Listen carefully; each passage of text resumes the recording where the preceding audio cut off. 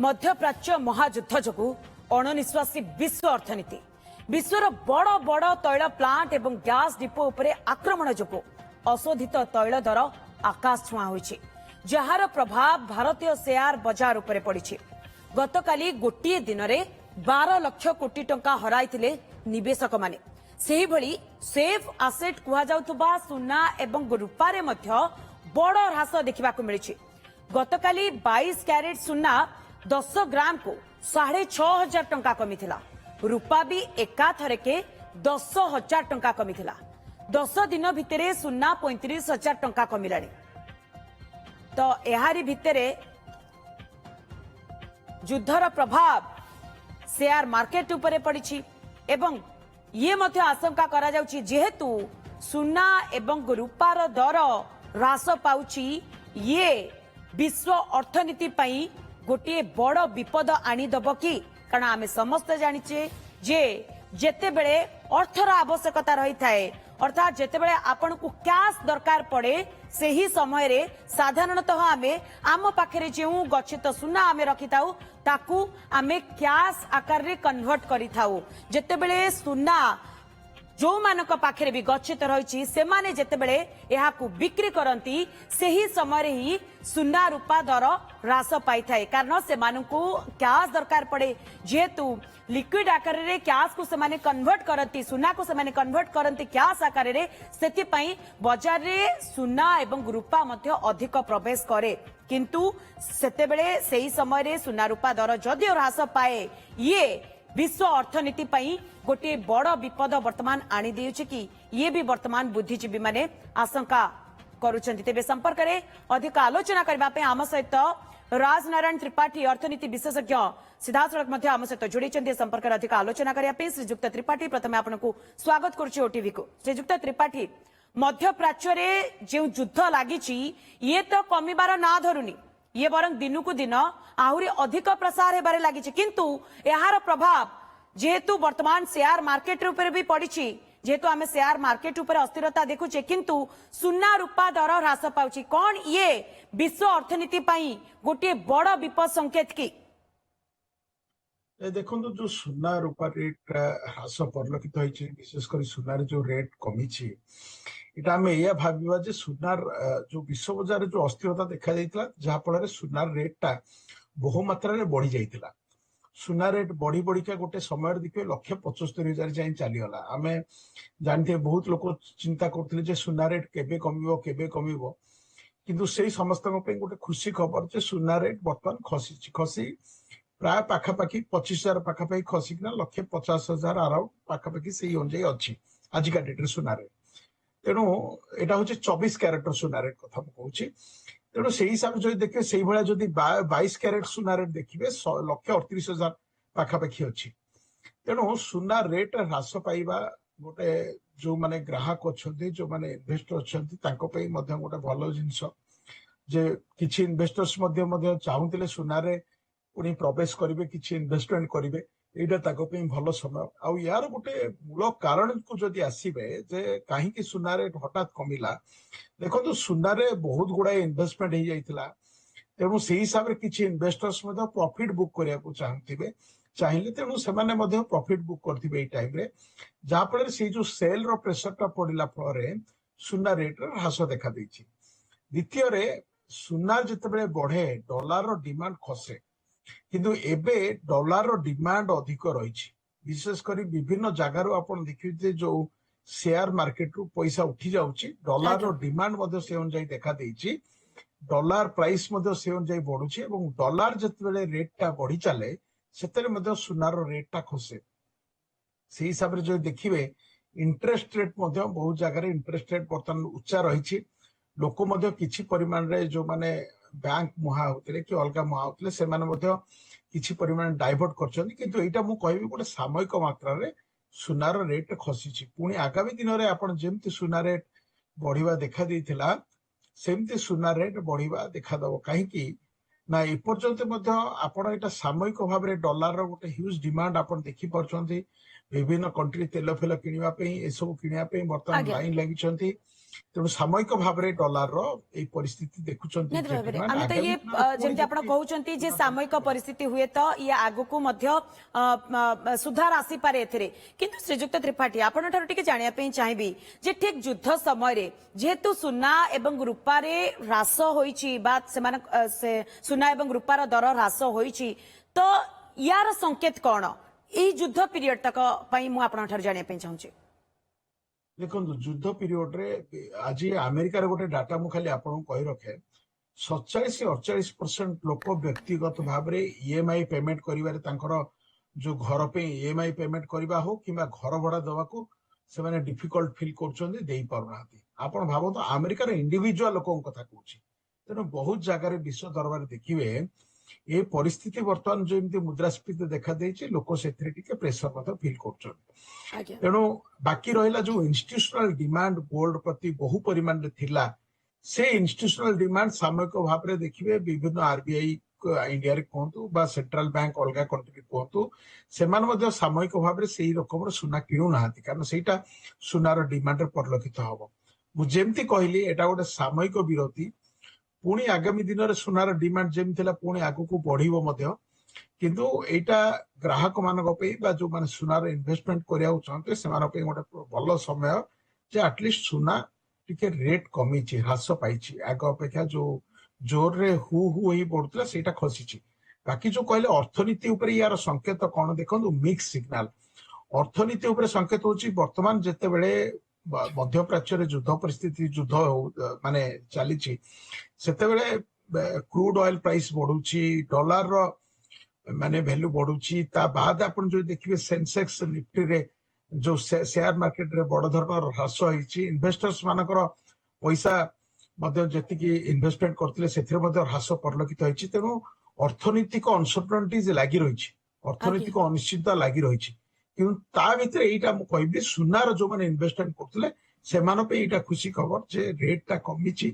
କିଛି ଲୋକ ଇନଭେଷ୍ଟମେଣ୍ଟ କରିବାକୁ ଚାହୁଁଥିଲେ ଅଧିକ ରେଟ୍ ଥିଲା କରିପାରୁନଥିଲେ ସେମାନଙ୍କ ପାଇଁ ଏଇଟା ଖୁସି ଖବର ଯେ ସୁନାରେ ସେମାନେ ଇନଭେଷ୍ଟମେଣ୍ଟ କରିପାରିବେ ବା କିଛି ଗୋଲ୍ଡ ସେମାନେ କିଣିପାରିବେ ଏଇଟା ହଉଛି ଗୋଟେ ଇଏ ଖବର। ଅଦରୱାଇଜ ନହେଲେ ବାକି ଦେଖିଲେ ବର୍ତ୍ତମାନ ମଧ୍ୟ ଅର୍ଥନୈତିକ ଅନିଶ୍ଚିତତା ବିଭିନ୍ନ କ୍ଷେତ୍ରରେ ଲାଗି ରହିଛି ଏବଂ ଯେ ପର୍ଯ୍ୟନ୍ତ ଯୁଦ୍ଧ ଏପର୍ଯ୍ୟନ୍ତ ମାନେ ବନ୍ଦ ନ ହେଇଛି ସେ ପର୍ଯ୍ୟନ୍ତ ଆପଣ ଦେଖିବେ କ୍ରୁଡ ଅଏଲକୁ ନେଇକିନା ଯୋଉ ପ୍ରକାର ପ୍ରେସର ଲାଗି ରହିଛି ବା ଅଦର ଯୋଉ ଇନଫ୍ଲେସନ ଆମେ କହୁଛେ ମୁଦ୍ରାସ୍ଫୀତିର ଭୟ ମଧ୍ୟ ଲାଗି ରହିଛି। ଆଗାମୀ ଦିନରେ ମୁଦ୍ରାସ୍ଫୀତି ମଧ୍ୟ ବଢିପାରେ ଇଣ୍ଟରେଷ୍ଟ ରେଟ୍ ମଧ୍ୟ ଆହୁରି ବଢିବାର ସମ୍ଭାବନା ଦେଖା ଦେଇପାରେ ଏବଂ ଡଲାରର ଯୋଉ କମ୍ପାରେଟିଭ ରେଟଟା ଯେହେତୁ ଡିମାଣ୍ଡ ରହୁଛି ଆପଣ ଦେଖିଥିବେ ଏଫଆଇଆଇ ମାନେ ପଇସା ଉଠେଇ ନେଇଯାଉଛନ୍ତି କ୍ରୁଡ ଅଏଲକୁ ଅଧିକ ରେଟରେ କିଣିବାକୁ ପଡୁଛି ତେଣୁ ଡଲାରର ଡିମାଣ୍ଡ ମଧ୍ୟ ପରିଲକ୍ଷିତ ହଉଛି ସେଇଟା ବି ଗୋଟେ ଅର୍ଥନୀତି ପ୍ରତି ଏବଂ ଯୋଉ ଆମର ଯୋଉ କହୁଛି ଗ୍ରୋଥ ରେଟ୍ ମଧ୍ୟ ଯୋଉ ଡେଭଲପମେଣ୍ଟ ପାଇଁ ଯୋଉ ଗ୍ରୋଥ ରେଟ୍ ଆମେ କହୁଛେ ଜିଡିପି ଗ୍ରୋଥ ରେଟ୍ ତାର ମଧ୍ୟ ତା ଉପରେ ଇମ୍ପାକ୍ଟ ପଡିପାରେ ଗ୍ରୋଥ ରେଟ୍ ମଧ୍ୟ ହ୍ରାସ କରିବାର ସମ୍ଭାବନା ଦେଖା ଦେଇଛି। ତେଣୁ ଏ ସବୁ ଜିନିଷ ଯଦି ଦେଖିବେ ଆଉ ସେଇ ହିସାବରେ ଦେଖିବେ ଯେତେବେଳେ ଇନପୁଟ କଷ୍ଟ ମଧ୍ୟ ବଢୁଛି ଆପଣ କମ୍ପାନୀ ମାନଙ୍କର ପ୍ରଫିଟ ମଧ୍ୟ କମିବ ଏବଂ ଅର୍ଥନୈତିକ ସେଇ ଯୋଉ ହ୍ରାସ ପରିଲକ୍ଷିତ ହବ। ତେଣୁ ଏଇଟା ଗୋଟେ ଅର୍ଥନୈତିକ ଅନିଶ୍ଚିତତା ଦେଇ ଗତି କରୁଛନ୍ତି ଇଣ୍ଡଷ୍ଟ୍ରିଠୁ ଆରମ୍ଭ କରି ବ୍ୟକ୍ତିଗତ ସ୍ତରରେ ତା ବାଦ ଆପଣ ଯଦି କହିବେ ଯେ ଏ ସୁନା ରୂପା କ୍ଷେତ୍ରରେ ବର୍ତ୍ତମାନ ଗୋଟେ ସାମୟିକ ଭାବରେ ଗୋଟେ ରିହାତି ମିଳିଛି କିନ୍ତୁ ଏଇଟା ମୁଁ ଆଜ୍ଞା କହି ରଖେ ଆଗାମୀ ଦିନରେ ମଧ୍ୟ ଏ ରେଟ୍ର ବୃଦ୍ଧିର ସମ୍ଭାବନା ରହିଛି କାରଣ ଡଲାର ମାନେ ଯୋଉ ଆମେ କହୁଛେ ଡି ଡଲାରାଇଜେସନ ପ୍ରୋସେସ ଆଜ୍ଞା ଏବେ ସୁଦ୍ଧା ଚାଲିଛି ଏଟା ଗୋଟେ ସାମୟିକ ରିହାତି ଆପଣ ପାଇପାରନ୍ତି।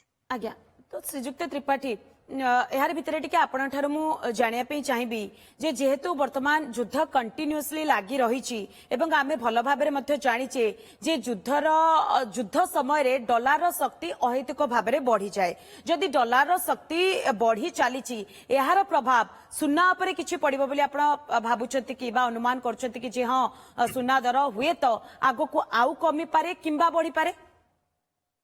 ଦେଖନ୍ତୁ ଡଲାର ଆମେ ସୁନା ଯେତେବେଳେ ଇମ୍ପୋର୍ଟ କରୁଛେ ଡଲାରର ମୂଲ୍ୟ ବୃଦ୍ଧି ହେଲେ ଆପଣ ସେଟା ସୁନାର ମଧ୍ୟ କଷ୍ଟଲି ହେଇଯାଏ। ଆଜ୍ଞା ୟୁଜୁଆଲି ଯେତେବେଳେ ଆମେ ଇମ୍ପୋର୍ଟ କରି ଆଣୁଛେ ସୁନା ଅଧିକ ଟଙ୍କା ଦବାକୁ ପଡିବ ତା ପାଇଁ ତେଣୁ ସୁନା କଷ୍ଟଲି ହେଇଯାଏ କିନ୍ତୁ ଏ କ୍ଷେତ୍ରରେ ଯେହେତୁ ବର୍ତ୍ତମାନ ସମୟରେ ପ୍ରଫିଟ ବୁକିଂ କରିଛନ୍ତି ବହୁତ ଇନଭେଷ୍ଟର୍ସ ତେଣୁ ସାମୟିକ ଭାବରେ ଏଟା ଗୋଟେ ବିରତି ନେଇଛନ୍ତି ତେଣୁକରି ସୁନା ରେଟଟା କଣ୍ଟ୍ରୋଲ ହେଇକିନା ଅଛି। ପୁଣି ଯେତେବେଳେ ଆପଣ ଦେଖିବେ ଡିମାଣ୍ଡ ପିକ୍ କରିବ ସେତେବେଳେ ବଢିବ। ତେଣୁ ଡଲାରର ଯୋଉ ଡିମାଣ୍ଡଟା ଆପଣ ଦେଖୁଛନ୍ତି, ଡଲାରର ରେଟଟା ବଢୁଛି, ସେଟା ସୁନାର ଇମ୍ପୋର୍ଟ କଷ୍ଟଟାକୁ ବଢଉଛି, ତେଲର ଇମ୍ପୋର୍ଟ କଷ୍ଟଟାକୁ ବଢଉଛି। ଆମେ ଯୋଉ ପେଟ୍ରୋଲିୟମ ପ୍ରଡକ୍ଟସ ବା ଯାହା ବି ଇମ୍ପୋର୍ଟ କଷ୍ଟ କରୁଛେ ସେଟା ବଢଉଛି। ଯୋଉ ପିଲାମାନେ ବାହାରକୁ ଯାଉଛନ୍ତି, ସପୋଜ ହେଲ୍ଥ ଟ୍ରିଟମେଣ୍ଟ ହବା ପାଇଁ, ଏଜୁକେସନ ପାଇଁ, ତା ପାଇଁ ଅଧିକ ଖର୍ଚ୍ଚ କରିବାକୁ ପଡୁଛି। କିନ୍ତୁ ଯୋଉମାନେ ଭାରତକୁ ଆସୁଛନ୍ତି ସେମାନଙ୍କ ପାଇଁ ସୁବିଧା ହଉଛି, ସେମାନେ କମ ଖର୍ଚ୍ଚ କରିବାକୁ ତାଙ୍କ ପାଇଁ ପଡୁଛି। ତେଣୁ ଆପଣ ଯେତେବେଳେ ମାନେ ଗୋଟେ ଜିନିଷଟାକୁ ଏକ୍ସପୋର୍ଟ କରିବେ, ଏକ୍ସପୋର୍ଟରେ ଆପଣଙ୍କର ମାନେ ଏକ୍ସପୋର୍ଟର ମାନଙ୍କ ପାଇଁ ଏଇଟା ସୁବିଧା ହେଇପାରେ, କିନ୍ତୁ ଇମ୍ପୋର୍ଟର ମାନଙ୍କ ପାଇଁ ଏଇଟା ଏଗେନ୍ ମାନେ କଷ୍ଟଲି ରହୁଛି, କାରଣ ସେମାନଙ୍କୁ ସବୁବେଳେ ଅଧିକ ଦାମ ଦବାକୁ ପଡୁଛି ସବୁ ଆଜ୍ଞା। ଜିନିଷ ପାଇଁ, ଯୋଉଟା କି ଭାରତର କଷ୍ଟମର ମାନଙ୍କ ପାଇଁ, ସୁନାର କଷ୍ଟମର ହୁଅନ୍ତୁ ବା ଅଲଗା କଷ୍ଟମର ହୁଅନ୍ତୁ ତାକୁ ବାଧିବ। ତ ଏହାର ଭିତରେ ଭାରତୀୟ ବଜାର ଉପରେ ଏହାର ପ୍ରଭାବ କଣ ରହିବ ଆପଣଙ୍କ ଠାରୁ ଟିକେ ଜାଣିବା ପାଇଁ ଚାହିଁବି, ଏବଂ ସାଧାରଣ ଲୋକଙ୍କ ଉପରେ ଏହାର ଇମ୍ପାକ୍ଟ କେମିତି କଣ ରହିବ ଆପଣଙ୍କ ଠାରୁ ଟିକେ ଜାଣିବା ପାଇଁ ଚାହିଁବି। ଦେଖନ୍ତୁ, ଭାରତୀୟ ବଜାର ଆଜି ଦେଖୁଛନ୍ତି, ଯୋଉ ଏଫଆଇ ମାନେ ଯୋଉମାନେ ଫରେନ୍ ଇନଷ୍ଟିଟ୍ୟୁସନାଲ ଇନଭେଷ୍ଟର୍ସ, ସେମାନେ ଯେତେବେଳେ ମାର୍କେଟ ଅସ୍ଥିରତା ହେଲା ସେମାନେ ମାର୍କେଟରୁ ପଇସା ଉଠେଇ ଦିଅନ୍ତି। ଏଫଆଇ ମାନେ ବର୍ତ୍ତମାନ ଯେହେତୁ ମାର୍କେଟରୁ ସେୟାର ମାର୍କେଟରୁ ପଇସା ଉଠଉଛନ୍ତି, ତାର ପ୍ରଭାବ ସେୟାର ମାର୍କେଟ ଉପରେ ଦେଖିବାକୁ ପଡୁଛି ଏବଂ ମାର୍କେଟ ବର୍ତ୍ତମାନ ଡାଉନ ହେଉଛି। ତେଣୁ ସେଇ ହିସାବରେ, କିନ୍ତୁ ମୁଁ ଆଉ ଗୋଟେ ଜିନିଷ କହି ରଖେ ଏଠି, ଡୋମେଷ୍ଟିକ ଇନଷ୍ଟିଟ୍ୟୁସନାଲ ଇନଭେଷ୍ଟର୍ସ, ଆମର ଭାରତ ବର୍ଷର ମ୍ୟୁଚୁଆଲ ଫଣ୍ଡ, ଏମାନେ ଅଧିକ ମାତ୍ରାରେ ଇନଭେଷ୍ଟମେଣ୍ଟ କରୁଛନ୍ତି ବୋଲି ମାର୍କେଟରେ ଯୋଉ ହ୍ରାସ ଦେଖା ଦଉଛି ସେଟା ସେତେ ଅଧିକ ମାତ୍ରାରେ ନୁହେଁ, ବା ଯଦି ବି ହ୍ରାସ ହଉଛି ତାପରେ କିଛି କିଛି ପରିମାଣ ଦେଖିବେ ବଢିବାର ପରିଲକ୍ଷିତ ହଉଛି, ଯେମିତି ଆଜି ସକାଳୁ ମାର୍କେଟ ବଢିଛି। ତେଣୁ ସେଇ ହିସାବରେ ମାର୍କେଟ ଅସ୍ଥିର ରହିଛି, ମାର୍କେଟ ଡାଉନ ରହିଛି, ଏଟା ଆମେ ବୁଝୁଛେ। ଏଫଆଇଆଇ ମାନେ ପଇସା ଉଠଉଛନ୍ତି, ତା ଭିତରେ ମଧ୍ୟ ଇନଭେଷ୍ଟର୍ସ ମାନେ ଇନଭେଷ୍ଟମେଣ୍ଟ କରୁଛନ୍ତି, ବିଶେଷ କରି ଡୋମେଷ୍ଟିକ ଇନଭେଷ୍ଟର୍ସ, ତାଙ୍କର ପଇସା ମଧ୍ୟ ଲାଗିଛି। ବାକି ରହିଲେ ଇଣ୍ଡିଭିଜୁଆଲ ଇନଭେଷ୍ଟର୍ସ ମାନଙ୍କ ପାଇଁ ମୁଁ ସବୁବେଳେ କହି ରଖେ, ଯୋଉମାନେ ଲଙ୍ଗ ରନ ରେ ଇନଭେଷ୍ଟମେଣ୍ଟ କରୁଛନ୍ତି ସେମାନଙ୍କ ପାଇଁ ଚିନ୍ତା କରିବାର ନାହିଁ, ଏଟା ଗୋଟେ ସାମୟିକ ସମୟ, ସେ ସମୟ ଚାଲିଯିବ ମଧ୍ୟ। କିନ୍ତୁ ଯୋଉମାନେ ସର୍ଟ ରେଞ୍ଜରେ ଅଛନ୍ତି, ଆଜ୍ଞା। ଇମିଡିଏଟ ଚାହୁଁଛନ୍ତି, ସେମାନେ ଟିକେ ଅପେକ୍ଷା କରନ୍ତୁ, ମାର୍କେଟ ଯେତେବେଳେ ରିକଭର କରିବ ସେ ଟାଇମରେ ସେମାନେ ସେଲ୍ କରିବେ। ବାକି କଥା ଆସୁଛି, ଦେଖନ୍ତୁ ମାର୍କେଟରେ ଯୋଉମାନେ ବସୁଛନ୍ତି ସେମାନେ ଜାଣିବା ଦରକାର ମାର୍କେଟର ରିସ୍କ କଣ। ମାର୍କେଟ ଅର୍ଥନୀତି ସାଙ୍ଗେ ସାଙ୍ଗେ ବଢିଯାଏନି ବା କମିଯାଏନି, କିନ୍ତୁ ମାର୍କେଟରେ ଏଇ ଯୋଉ ସାଇକୋଲୋଜି ପ୍ଲେ କରୁଛି, ମାର୍କେଟଟାକୁ ଅସ୍ଥିର କରାଏ। ହଠାତ୍ ଲୋକଙ୍କ ସାଇକୋଲୋଜି, ସେଣ୍ଟିମେଣ୍ଟ, ଏସବୁ ଜିନିଷ ଗୁଡାକ ଇମିଡିଏଟଲି ନ୍ୟୁଜ ସ୍ପେସିଫିକ ଇମ୍ପାକ୍ଟ ଦେଖଉଛି। କିନ୍ତୁ ଯଦି ମୁଁ ଏହା କହି ରଖେ, ଭାରତର ଅର୍ଥନୀତି ଏବେ ବି ସୁଦ୍ଧା ଷ୍ଟେବୁଲ ଅଛି, 7.5% ଗ୍ରୋଥ ଅଛି ଏବଂ ଇଣ୍ଡଷ୍ଟ୍ରି ଭଲ ପରଫର୍ମ କରୁଛି ଡିଫରେଣ୍ଟ ସେକ୍ଟରରେ। ତେଣୁ ଆମେ କହିବା ଅର୍ଥନୀତି ଭଲ ଅଛି। ହଁ, ସାମୟିକ ଭାବରେ ଏଇ ଯୋଉ ପରିସ୍ଥିତି ଦେଖାଦେଇଛି, ଯୁଦ୍ଧ ପରିସ୍ଥିତି, ସେଥିପାଇଁ ମାର୍କେଟ ସେଣ୍ଟିମେଣ୍ଟ ଯୋଉଟା କହୁଛି ଇଣ୍ଡିଭିଜୁଆଲ ଲେଭେଲରେ ସାଇକୋଲୋଜି, ସେଇଟାର ଇମ୍ପାକ୍ଟ ଫଳରେ ମାର୍କେଟର ଏଇ ଯୋଉ ଫ୍ଲକ୍ଚୁଏସନଟା ହଉଛି, ଲୋକ ସେଲ୍ କିଣା ବିକା କରୁଛନ୍ତି ଏବଂ ତାର ଆଜ୍ଞା। ଗୋଟେ ପ୍ରଭାବ, ବଡ ପ୍ରଭାବ ରହିଛି। ଯୋଉ ଏଫଆଇଆଇ ମାନେ ଯୋଉ ପରିମାଣରେ ସେଲ୍ କରୁଛନ୍ତି, ମାର୍କେଟ ଅସ୍ଥିରତା ଦେଖାଦେଲେ ସେମାନେ ଯୋଉ ସେଲ୍ କରିକିନା ସେଫ୍ ଜାଗାକୁ ଯିବାକୁ ତାଙ୍କର ଚେଷ୍ଟା, ସେଇଟା ମଧ୍ୟ ମାର୍କେଟକୁ ଅସ୍ଥିରତା କରୁଛି। ଆଜ୍ଞା। ବର୍ତ୍ତମାନ ସେଇଟା ତ ଇନଭେଷ୍ଟର୍ସ ଶ୍ରୀଯୁକ୍ତ ମାନଙ୍କ ପାଇଁ ତ୍ରିପାଠୀ, ଆପଣ ଯଦି ଏହାରି ଦେଖୁଛନ୍ତି। ଭିତରେ ଯେହେତୁ ସୁନା ରୂପା ଦର ହ୍ରାସ ପାଇଛି ଏବଂ ଅନ୍ୟପଟେ ସେୟାର ବଜାରରେ ଆମେ ଅସ୍ଥିରତା ଦେଖୁଛେ, ତ ଟଙ୍କାର ମୂଲ୍ୟ କଣ ହ୍ରାସ ପାଇପାରେ କି? ଆପଣ ସେମିତି କିଛି ଅନୁମାନ କରୁଛନ୍ତି କି? ଟଙ୍କାର ମୂଲ୍ୟ ହ୍ରାସ ଏଥି ଯୋଗୁ ପାଉଛି। ବର୍ତ୍ତମାନ ଆପଣ ଦେଖୁଛନ୍ତି, ମାନେ କାଲି 93 ପଏଣ୍ଟ କେତେକୁ ଚାଲି ଯାଇଥିଲା ସର୍ବକାଳୀନ ରେକର୍ଡ, ଆଜି ଟିକେ ସେଟା ରିକଭର କରିକିନା 92.9 କୁ ଯାଇଛି। ଏବଂ ତାର ଯଦି ମୂଳ କାରଣ ଆପଣ ଦେଖିବେ, ଯେ ମୁଁ ଯେମିତି କହିଲି, ଯେତେବେଳେ ଗୋଟେ ଏଫଆଇଆଇ ସିଏ ମାର୍କେଟରେ ସେଲ୍ କରିଦଉଛି ଏବଂ ସେ ଡଲାରରେ ନେଇଯାଉଛି, ଭାବନ୍ତୁ ସେ, ତେଣୁ ଡଲାର ଡିମାଣ୍ଡ, ଏଫଆଇଆଇ ଯେତେବେଳେ ସେଲ୍ କରୁଛି ମାର୍କେଟରୁ ସେୟାର, ତାର ଡଲାର ଡିମାଣ୍ଡ ଦେଖାଦେଇଛି। କ୍ରୁଡ ଅଏଲ ଯେତେବେଳେ ଆମେ ଆଣୁଛେ, ପେଟ୍ରୋଲିୟମ ପ୍ରଡକ୍ଟସ ବା ଗ୍ୟାସ, ଏଲଏନଜି ଗ୍ୟାସ ହଉ, ଯେତେବେଳେ ଆଣୁଛେ ସେତେବେଳେ ମଧ୍ୟ ଡଲାର ଡିମାଣ୍ଡ ଦେଖାଦେଉଛି। ତେଣୁ ଆମର ଯୋଉ ଇମ୍ପୋର୍ଟ ବଢି ବଢି ଚାଲିଛି, ବିଶେଷ କରି ଗୋଲ୍ଡ ବି ଯେତେବେଳେ ଆଣୁଛେ, ଡଲାର ଡିମାଣ୍ଡ ଦେଖାଦେଉଛି। ତେଣୁ ଇମ୍ପୋର୍ଟ ଯୋଉ ପରିମାଣରେ ଆମର ବଢିଛି, ସେଇ ହିସାବରେ ଡଲାର ମଧ୍ୟ ଆମର ଚାଲି ଯାଉଛି ମାର୍କେଟରୁ। ତେଣୁ ଡଲାର ଯେହେତୁ ଅଧିକ ମାତ୍ରାରେ ଡିମାଣ୍ଡ ଦେଖାଦେଉଛି, ତେଣୁକରି ତାର ପ୍ରଭାବଟା ପଡୁଛି ରୁପି ଉପରେ। ଏବଂ ସେ ରୁପି ଆପଣ ଦେଖିବେ ଗୋଟେ ସର୍ବକାଳୀନ ରେକର୍ଡକୁ ଚାଲି ଯାଇଥିଲା, ପୁଣି ଏବେ ଆଜି ଖସିଛି। ତଥାପି ରୁପିର ଭ୍ୟାଲୁଏସନ କମ ଅଛି ଏବଂ ଡଲାର ଭ୍ୟାଲୁଏସନ ଉଚ୍ଚା ଅଛି। ଏବଂ ଏହାର ଇମ୍ପାକ୍ଟଟା ମୁଁ ସେମିତି କହି ରଖି ମଧ୍ୟ, ଆମର ଯୋଉ ଅର୍ଥନୈତିକ ଗ୍ରୋଥ ଯୋଉ ଆମେ କହୁଛେ ଜିଡିପି ଗ୍ରୋଥ, ତା ଉପରେ ଆଜ୍ଞା। ମଧ୍ୟ ଏହାର ଇମ୍ପାକ୍ଟଟା, ପ୍ରଭାବଟା ଦେଖାଦେଉଛି, ମାନେ ନେଗେଟିଭ ଇମ୍ପାକ୍ଟ ଦେଖାଦେଇଛି। ଓକେ। तो जो साधारण लोक माने रहिचंती सेमानंकु आपण कोन सजेशन दबा पई चाहिबे जेतु सुना रूपा दर रे वर्तमान ह्रास पाइछि एवं खास करी जो माने ऑर्नामेंट्स रे इन्वेस्टमेंट करिया पई चाहुचंती ऑर्नामेंट्स किनिया पई चाहुचंती सेमानक पई आपणकर सजेशन कोन रहइबो ଦେଖନ୍ତୁ ଏଇଟା ହଉଛି ମୁଁ ଏଇଆ କହିବି ଯେ ମାର୍କେଟରେ ଯଦି ଆପଣ ସୁନା ରୂପାରେ ଇନଭେଷ୍ଟମେଣ୍ଟ କରିବାକୁ ଚାହୁଁଛନ୍ତି ଦେନ୍ ଏଇ ଟାଇମରେ ପ୍ରାଇସ୍ ଯୋଉ ଆଡଜଷ୍ଟମେଣ୍ଟ ହେଇଛି ପ୍ରାଇସ୍ କମିଛି ଏଇଟା ହଉଛି ଠିକ ସମୟ ମାନେ କିଣିବା ପାଇଁ କାହିଁ ମାର୍କେଟରେ ଆପଣ ଦେଖିବେ 1,75,000 ଯାଏଁ ଯାଇଥିଲା ଭାରି ବର୍ତ୍ତମାନ ସେଟା 1,50,000 ଯାଏଁ 24 କ୍ୟାରେଟ ଗୋଲ୍ଡ ଅଛି ଯୋଉମାନେ ମାର୍କେଟରେ ଇନଭେଷ୍ଟମେଣ୍ଟ କରିବାକୁ ଚାହୁଁଛନ୍ତି ବା ଯୋଉମାନେ ଫିଜିକାଲ ଗୋଲ୍ଡ କିଣିବାକୁ ଚାହୁଁଛନ୍ତି this is the right time to invest कहीं जेहेतु मार्केट खसी एवं आगामी दिन में हुए तो जेहेतु डीडॉलराइजेशन प्रोसेस चली विभिन्न सेंट्रल बैंक गोल्ड रे इन्वेस्टमेंट भी करुछंती हुए तो युद्ध परिस्थिति सरी सारा पर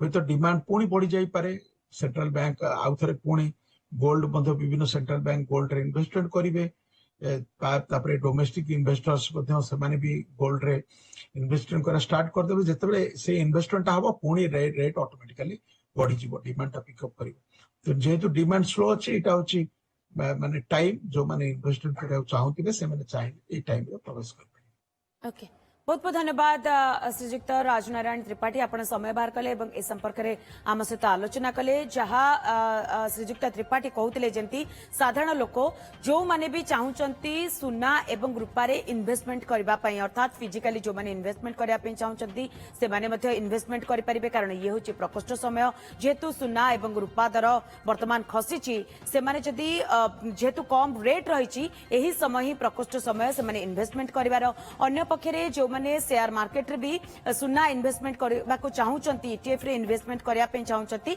एहा मते प्रकोष्ठ समय से माने चाहिले वर्तमान से माने इन्वेस्टमेंट करि पारिबे किंतु ये होची वर्तमान सामयिक परिस्थिति आगु को हुए तो जेतेबेले युद्ध रे विराम लागिबो सेतेबेले हुए तो सुना एवं रूपार दर आहुरी तार दर आहुरी अधिक बढ़ी जाई पारे एवं डिमांड मध्य अधिक बढ़ी जाई पारे